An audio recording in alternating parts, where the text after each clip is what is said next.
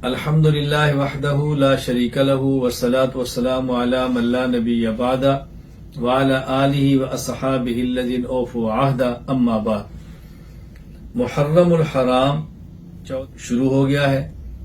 اس حوالے سے میں نہایت اختصار کے ساتھ آپ کی خدمت میں 3 باتیں پیش کرنا چاہتا ہوں۔ نمبر 1، اسلامی سال کا آغاز اور اسلامی اعتبار سے سب سے پہلا سال وہ ہے جب رسول اللہ صلی اللہ علیہ وسلم مکہ مکرمہ سے مدینہ منورہ ہجرت کر کے تشریف لے کے۔ یہ کب سے شروع ہوا؟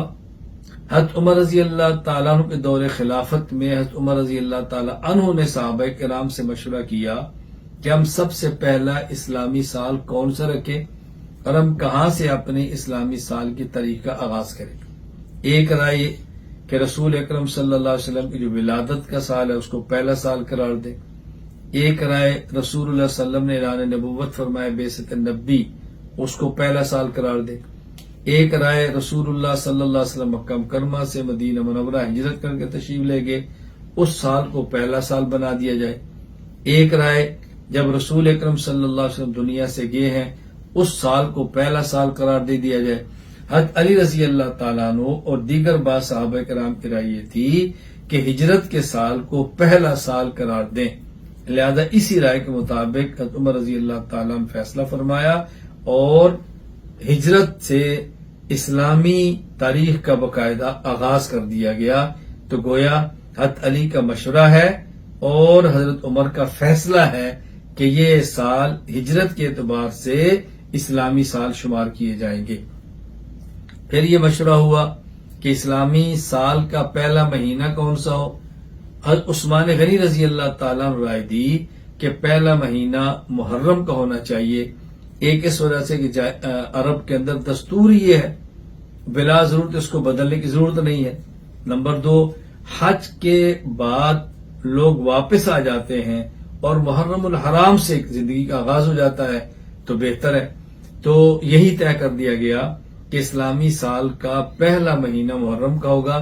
یہ رائے حضرت عثمان غنی کی ہے اور فیصلہ حضرت عمر رضی اللہ تعالیٰ عنہ کا ہے، اور یہ 2 باتیں وہ ہیں کہ جن کو تمام صحابہ کرام نے متفقہ طور پر مانا اور آج تک اسی پر عمل ہو رہا ہے۔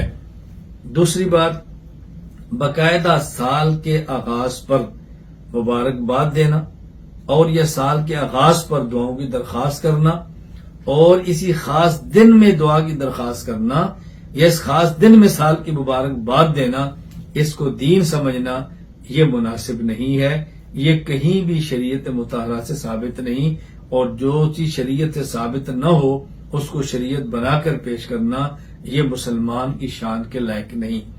اور تیسری بات، 1 محرم حضرت فاروق اعظم رضی اللہ تعالیٰ عنہ کی شہادت کا دن ہے۔ حضرت فاروق اعظم رضی اللہ تعالیٰ عنہ رسول اللہ صلی اللہ علیہ وسلم کے سسر ہیں۔ حضرت عمر رضی اللہ تعالیٰ عنہ اس امت کے صدیق اکبر رضی اللہ تعالیٰ عنہ کے بعد متفقہ طور پر دوسرے خلیفہ ہیں، اور حضرت عمر رضی اللہ تعالیٰ عنہ وہ شخص ہیں کہ جس کو اس امت میں سب سے پہلا امیر المومنین کا لقب دیا گیا۔ حضرت ابوبکر صدیق کو خلیفہ بلا فصل کہا جاتا ہے، حضرت عمر رضی اللہ پہلے وہ شخص ہیں جن کو باقاعدہ امیر المومنین کہا گیا۔ تو حضرت عمر رضی اللہ تعالیٰ عنہ کے شہادت کا دن وہ 1 محرم ہے۔ تو گویا ہمارے اسلامی سال کا آغاز ہی وہ اللہ کے دین کے لیے شہادت سے ہوتا ہے، اور شہادت بھی خود خلیفہ اور امیر المومنین کی، سبحان اللہ۔ تو یہ 3 باتیں میں نے اختصار سے عرض کی، اس کو نوٹ فرما لیں۔ باقی انشاءاللہ محرم کے حوالے سے تفصیلی بات میں آپ کی خدمت میں پیش کر دیتا ہوں۔ اللہ ہم سب کو شریعت کے مطابق اپنی زندگی گزارنے کی توفیق عطا فرمائے۔